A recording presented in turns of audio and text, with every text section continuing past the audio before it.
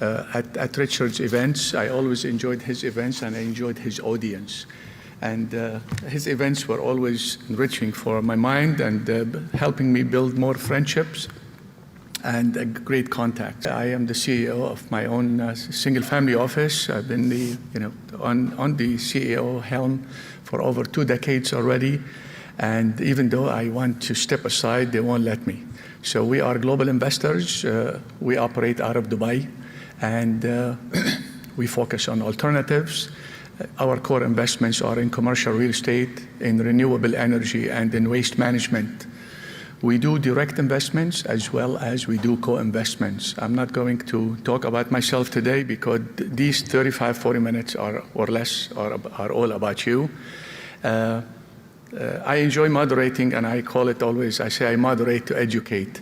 What I mean by educate is besides macroeconomics and geopolitics, which is a lot of my regular daily life as a dispute resolution expert also today, among many different ministries in our region, what I enjoy is engaging with the climate people and enjoy enforcing an overarching policy that we have on ESG, where all our investments factor measurable impact.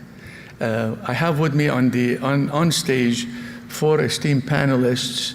The beautiful people, I only met them this morning. I wish I met them a long time ago, but it's never too late. We can always make a lifetime friendship. You have them hailing from New York, from New Jersey, from Chicago, and from Los Angeles.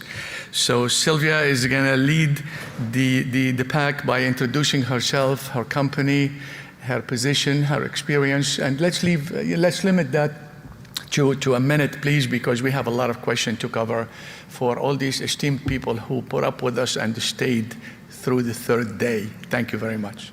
Go ahead. Awesome. Thank you, Camille.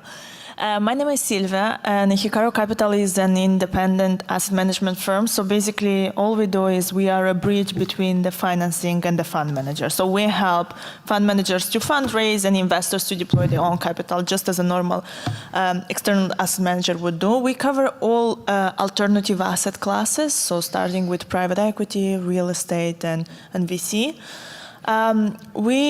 In order to be able to also invest indirectly, right now we set up a fund of funds called Parkour Capital. So basically, we are investing in experienced fund managers across alternative energy, private equity, and real estate.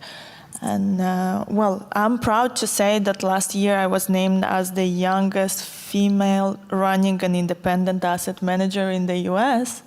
And yet people are still getting excited primarily with my experience, because I've got over a decade in the investment space, and I worked for Blackstone, where I set up the largest retail fund in Europe. Beautiful. Thank you very much. Jonathan. Hello, my name is Jonathan Tuttle. I actually have a podcast with Richard. It's called the Accredited Investor Podcast. I highly recommend you guys checking it out. Or if any of you want to be guests, I'm always looking for new guests. I also have 2 businesses. My main focus point is mobile home parks. I've been in that space 15 years. I have a fund, Midwest Park Capital. My partners have been driving for the last 2 months, building a lot of off-market deals. I don't think we're raising right now. We've pretty much oversold for the next raise we're doing. And I also have a high-growth e-com-focused digital agency where you build stores for 7- to 8-figure exits using the unlimited traffic source with TikTok and Google. So, Jonathan Tuttle, Chicago. Thank you. Thank you. Thank you, Richard and Camille, for hosting us today. Richard, I learned a lot on your speech there, and now I'm overly sensitive to persuading everybody in this audience.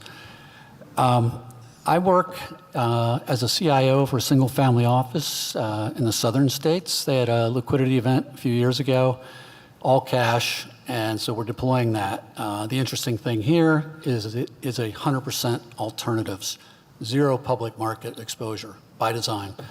And a lot of family offices are moving to heavy alts exposure, but this is extrapolating to 100%, so very interesting.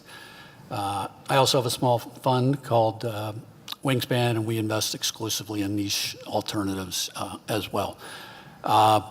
Prior to that, I was the CIO for the Heinz family in Pittsburgh, more of a legacy family, multi-generation, heavy alternative exposure, lots of implications by being a high-profile family office, I guess.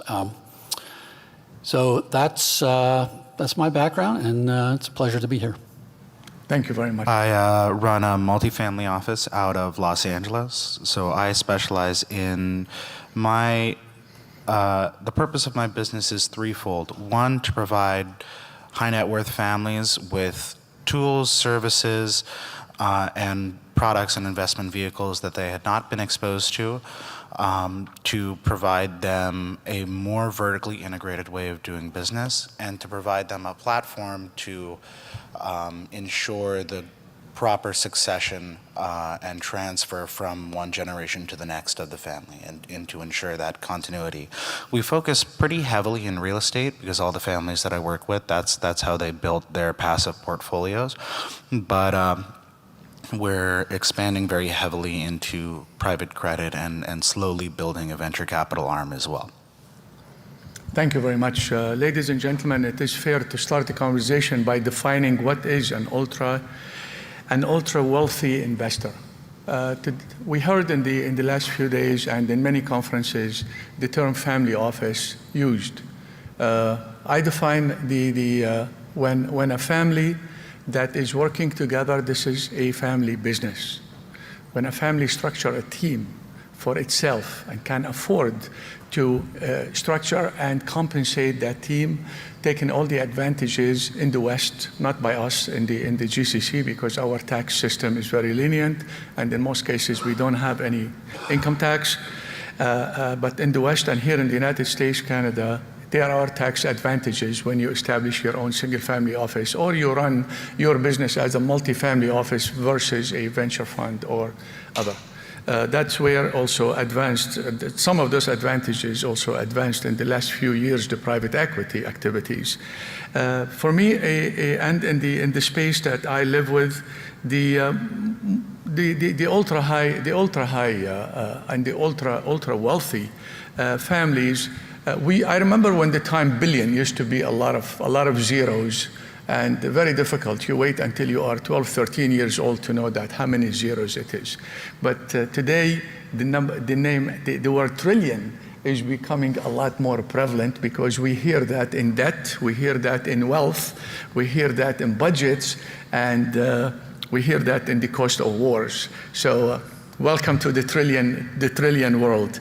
Sahil, talking about, I was intrigued when you said that your family made wealth in real estate. And being illiquid and being in the alternative space, which is one of the most attractive economic sectors to the ultra wealthy. The ultra wealthy is not investing every day to make a living, but to really work on big investments and for capital growth and for preservation. What would you say about the portfolio structure of the ultra wealthy? Well, I mean, in terms of structure, I don't think that's something that you can just, set out at one point and just move on autopilot. It always has to be massaged. It always has to be managed and restructured and rebalanced based on, the happenings of day to day. I mean, we saw it just in 2 weeks. The entire world kind of changed. We had Joe Biden stepping down to Trump, almost getting assassinated, to, the DNC, all of these picks. Everything sort of changed in the span of 2 to 3 weeks. I was out of the country for this entire time. By the time I came back to America, everything was extremely different, and I had to rethink my priorities based on how I thought the next 4 years of economic outlook would go and what the impact would be, especially considering all of the wars that are popping up. The post-Soviet fever dream is over, and we've all really got to take stock in what that means, both for us in our lives, but also for our portfolios. Beautiful, thank you. Andrew, since we've been experiencing this most recent paradigm that we inherited from COVID, from inflation, from the banking industry failure. I know there are 3 or 4 that went under, but that doesn't mean the rest are safe. So we're living in a volatile economy that accentuate the sectors of private credit and the private equity. And you've been involved in that. Where do you see today the allocation and also the interest of the high net worth in these two sectors? If you want to continue listening to this exclusive panel discussion, become a member at familyoffices.com.